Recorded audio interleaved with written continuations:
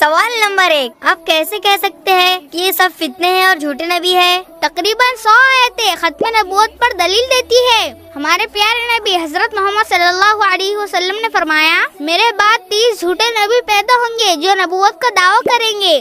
سوال نمبر 2، کیا قرآن میں اس بات کا ذکر ہے کہ محمد صلی اللہ علیہ وسلم اللہ کے آخری نبی ہے؟ جی ہاں، اللہ تعالیٰ قرآن میں ارشاد فرماتا ہے، ما كان محمد أبا أحد من رجالكم ولكن رسول الله وخاتم النبيين وكان الله بكل شيء عليما۔ محمد صلی اللہ علیہ وسلم تمہارے مردوں میں سے کسی کے والد نہیں ہیں، لیکن وہ اللہ کے رسول ہے اور سب نبیوں کے آخری نبی ہے۔ یہ قرآن کا صاف حکم ہے کہ محمد صلی اللہ علیہ وسلم اللہ کے آخری رسول ہے اور سب نبیوں میں آخری ہے۔ بچوں یاد رکھو، ختم نبوت اسلام کا بنیادی عقیدہ ہے۔ جو اس کو نہ مانے وہ اسلام سے باہر ہو جاتا ہے۔ ہمارے نبی حضرت محمد صلی اللہ علیہ وسلم اللہ کے آخری نبی ہے، ان کا پیغام ہمیشہ کے لیے ہے۔